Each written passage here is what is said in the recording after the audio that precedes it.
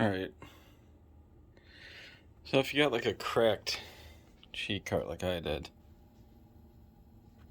basically what happened is shipping on eBay. The shipping guys, look what they did here. It damaged the cart.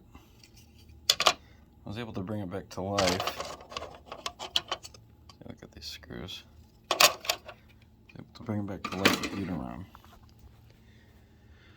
So instead of doing an install like normal, what you do is you go to install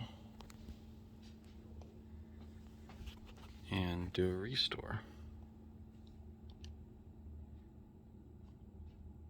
Now what I have is a date till 5/12, but we're gonna go to other. It's gonna load all of the archived ROMs, and they put, we got a zeroed out one right here. We're gonna select that, and this corrupted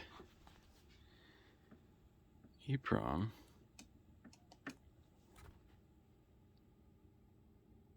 now, if it doesn't sense it the first time, it'll tell you to reseat. It did tell me that initially, and I was able to reseat it and identified it, even though it wasn't working.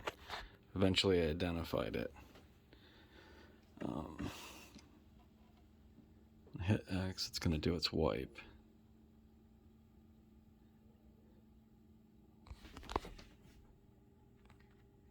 It'll reboot your PlayStation. Now you gotta open the door at this point because you've booted UniROM up. I didn't do it fast enough. I'm gonna have to do a reset, unfortunately.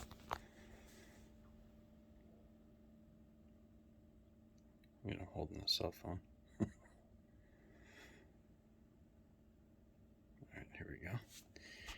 Now we're at now we gotta do somehow to start homebrew. What I've done is FreePSXBoot Slot2. And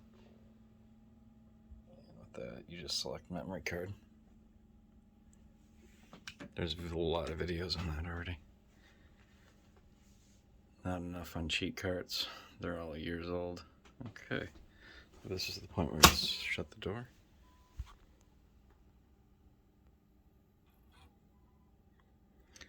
FreePSXBoot will do its thing.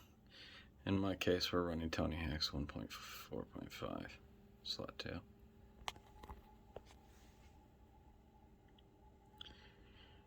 Alright, UniROM started. Our cheat card is wiped.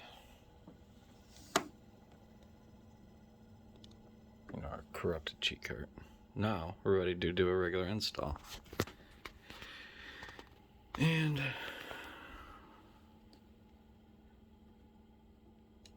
so the CD is booted. See how it says boot? That's how we know the CD is booted. We could have, ran UniROM FreePSXBoot, and that would have been a little more confusing.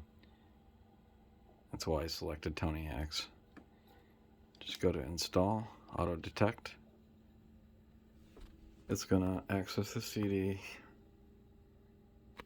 identify the cheat cart, whatever you have. It'll be 128, 256, 384, I believe. That's the one that doesn't have memory card, virtual memory card, or a 512. And hit X to flash. It'll do its flashing thing. It's waiting to get a cheat card right now. And it's done. So what it just did was override, and now instead of booting to the CD, see how it's black? It just booted to your cheat card. And instead of saying boot at the top, it says ROM. So we're good. It's done. Let's see, I don't need that anymore. Don't need this. Don't need to go into the memory card anymore to boot your homebrew. You have a new BIOS. Way faster. Let's do a test. I got a perfect test right here. we got a ROMhack metal slug. And in America, there was a fight against censorship in the 90s and early 2000s, and they made the blood sweat in Metal Slug 2.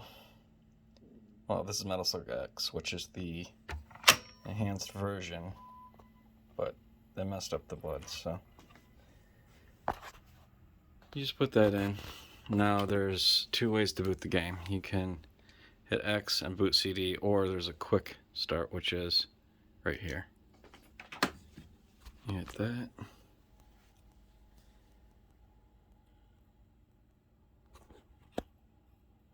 And Metal Slug has booted. There's my backup, and yes, I do own Metal Slug, the sweat version, which sucks. Let's see if the ROMhack worked. I'll set you down for a second.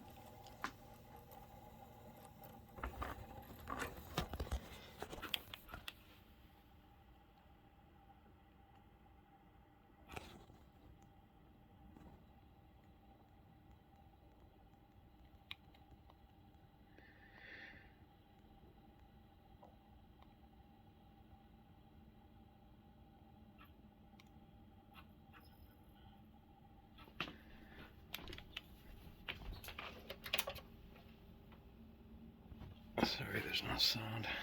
It's kind of boring.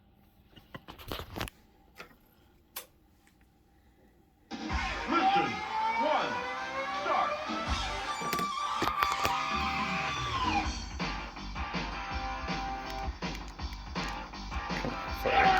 There we go. And we get red blood.